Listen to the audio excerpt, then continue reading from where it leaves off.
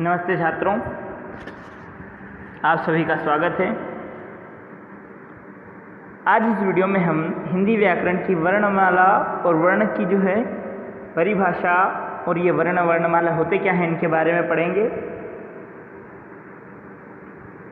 देखिए, वर्ण क्या होते हैं। तो वर्ण जो है उस मूल ध्वनि को कहते हैं।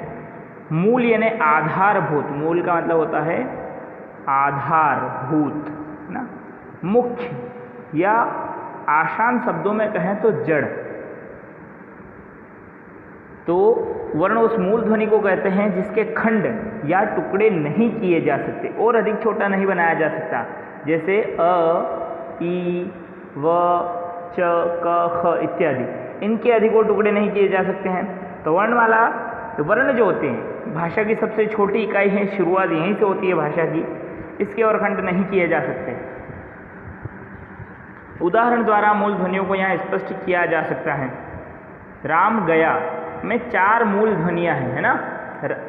4 मूल ध्वनियाँ हैं जिनके खंड किए जा सकते हैं। जैसे कौन कौन से? राम गया में 4 अक्षर आ रहे हैं, है ना। राम गया, इनके टुकड़े हम कर सकते हैं र प्लस आ, ये रा हो गया।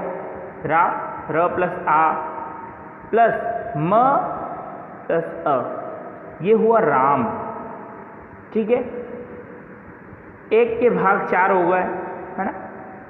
गया में ग धन अ, य धन आ। ग के साथ अ का उच्चारण हो रहा है इसलिए हमने संधि विच्छेद में अ लगाया। य के साथ आ का उच्चारण हो रहा है इसलिए आ लगाया। तो ग या, इस प्रकार तो इनके हम टुकड़े कर सकते हैं ना। लेकिन इन्हीं अखंड मूल ध्वनियों को वर्ण कहते हैं।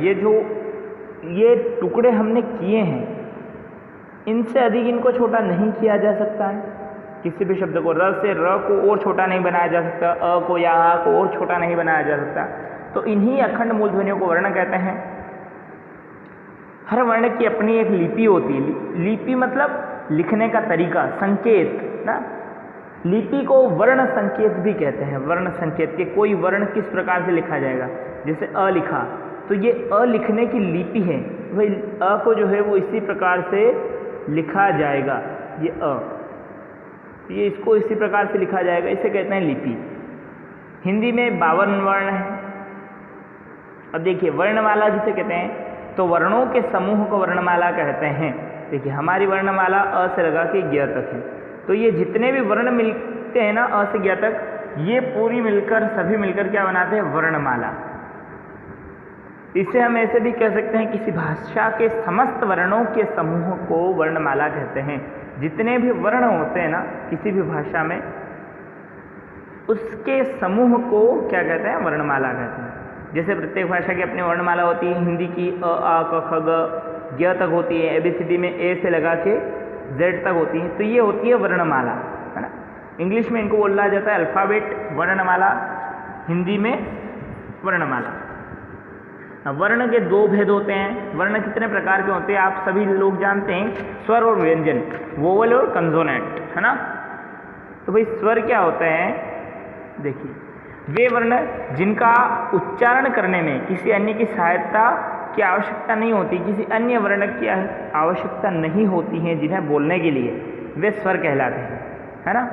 इनका उच्चारण कंठ तालु का उपयोग करते हैं। जब हम इन्हें बोलते हैं या तो कंठ से बोलते हैं या तालु यानी जीभ का जो पिछला भाग होता है कंठ के पास का, इसे कहते हैं तालु। जीभ या होठ का नहीं।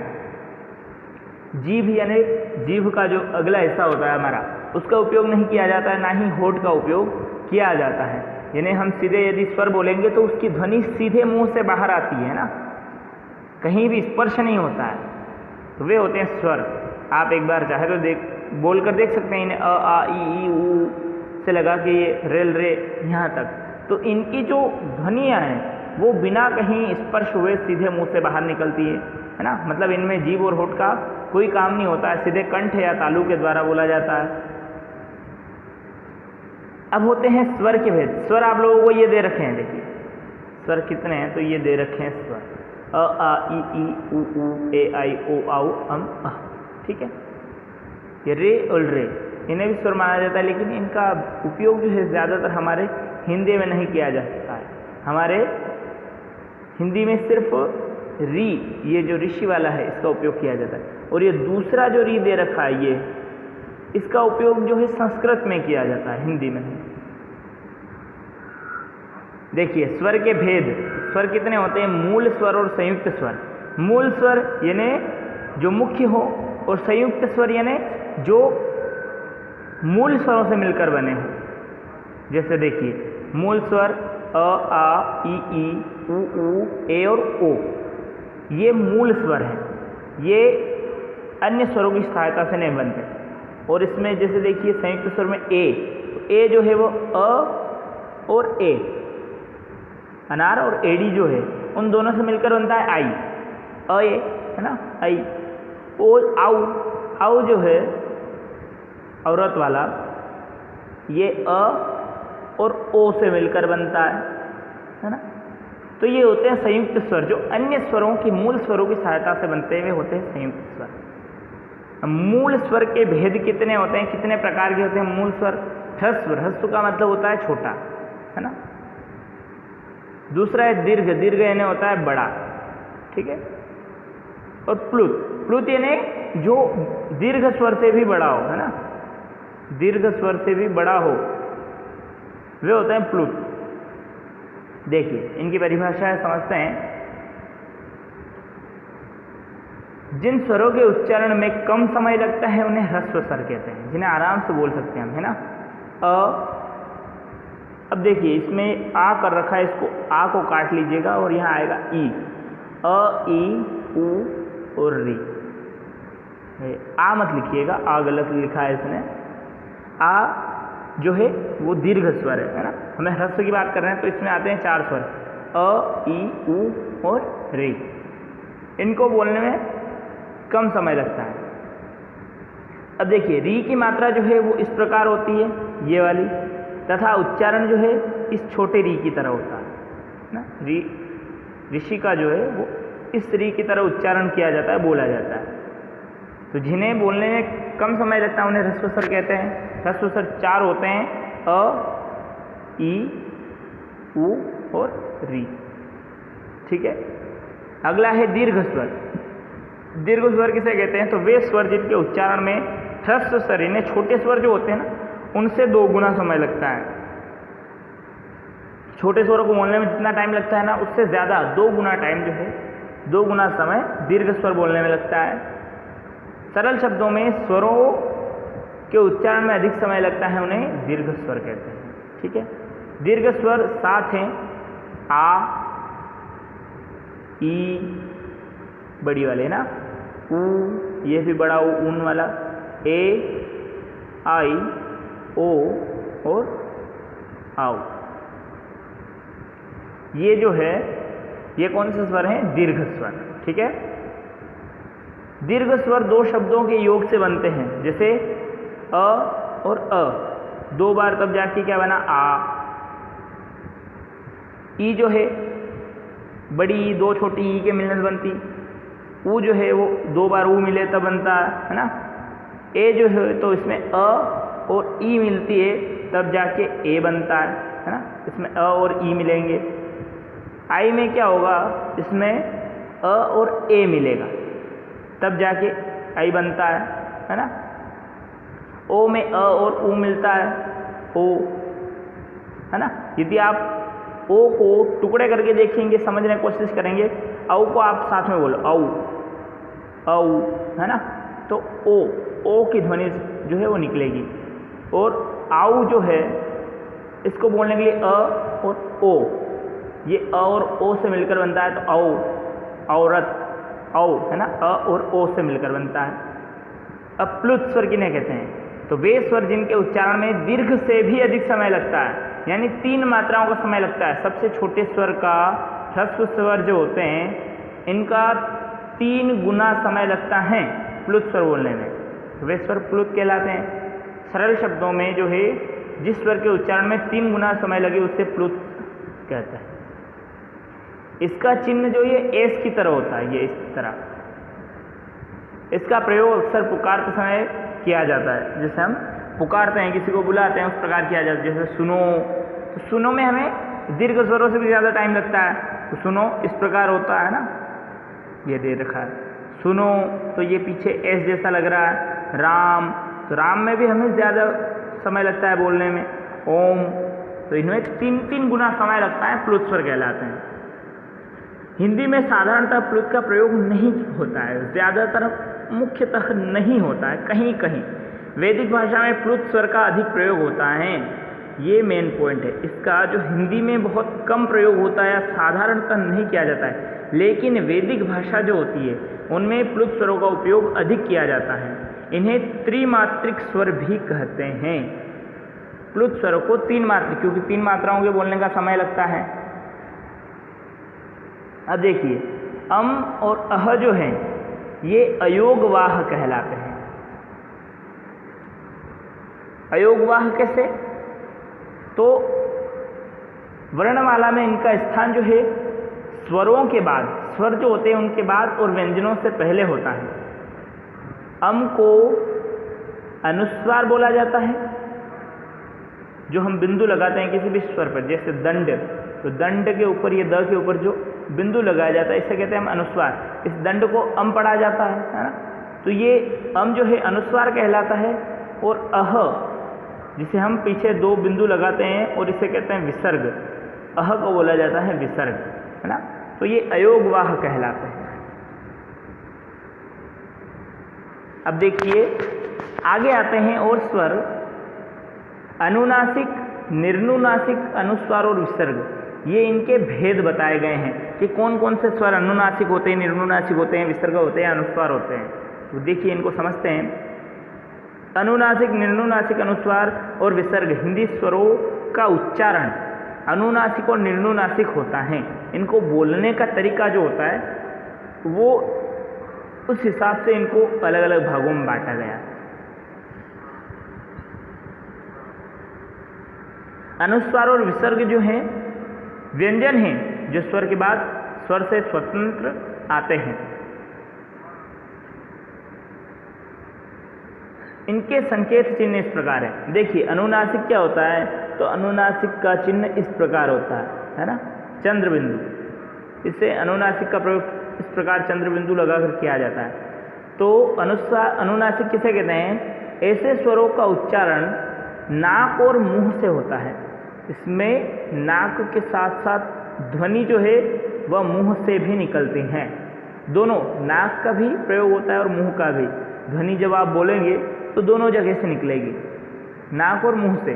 और उच्चारण में लघुता रहती है, उच्चारण करने में लघुता यानी छोटा होता है। जैसे गांव, तो आप गांव बोल के देखिए, दांत बोल के देखिए, आंगन, सांचा, ये इस प्रकार के जो शब्द होते हैं जिनमें चंद्र बिंदु लगाया जाता है, ये शब्द कहलाते हैं अनुनासिक। अनुनासिक यानी मुंह से भी प्रयोग किया जाता है इनमें और बोलते समय नाक से भी प्रयोग किया जाता है। इनकी ध्वनि मुंह और नाक दोनों से निकलती है, इसलिए इन्हें अनुनासिक कहा जाता है। अनुस्वार किसे कहते हैं? तो अनुस्वार जो होता है, देखिए अनुनासिक में चंद्र बिंदु होता है और अनुस्वार में सिर्फ बिंदु होता है, ठीक है।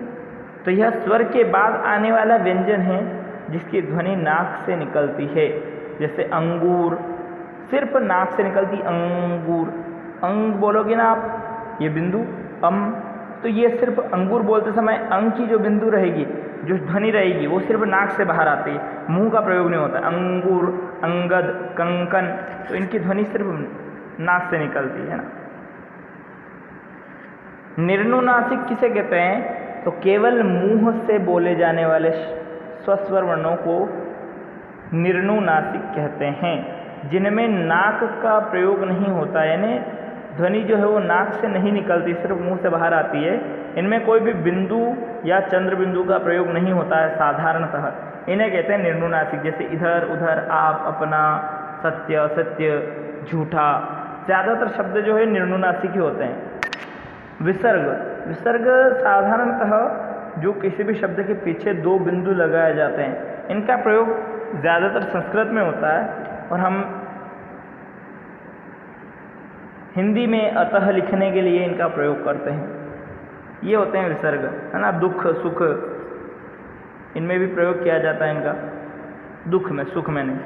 अब देखिए, अनुस्वार की तरह विसर्ग भी स्वर के बाद आता है। जिस प्रकार अनुस्वार जो है वो बिंदु स्वर के बाद प्रयोग होता है, उस प्रकार विसर्ग भी स्वर के बाद ही प्रयोग होता है। यह व्यंजन है और इसका उच्चारण ह की तरह होता है। किस तरह होता है?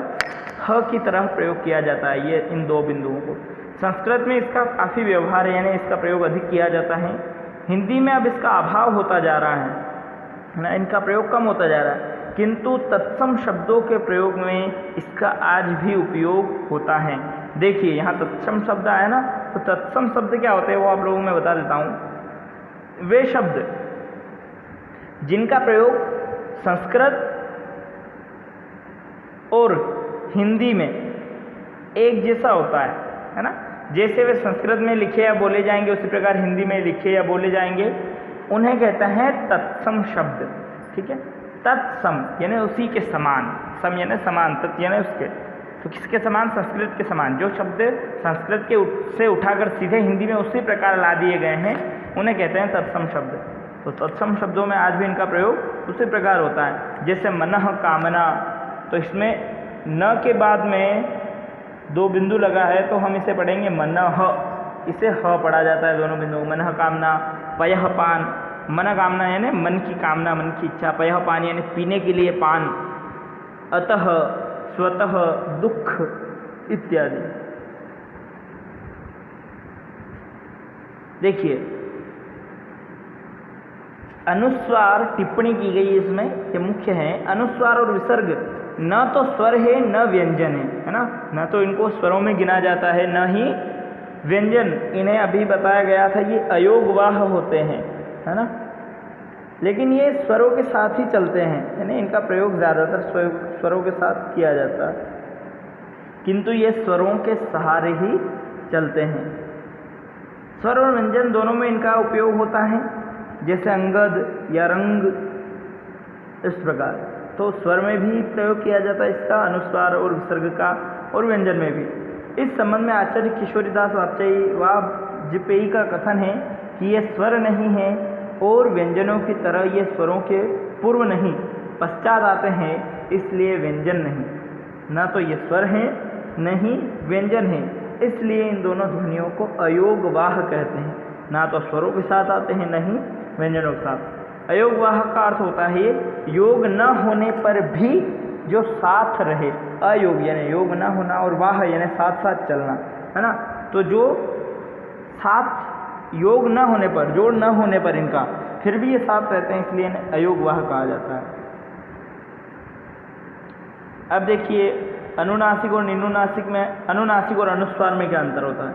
तो अनुनासिक के उच्चारण में नाक से बहुत कम सांस निकलती है। अनुनासिक जो होते हैं, है ना,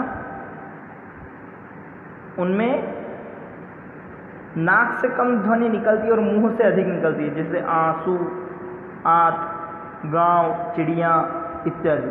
तो इनमें जो है वह नाक से कम ध्वनि निकलती है और मुंह से अधिक ध्वनि निकलती है।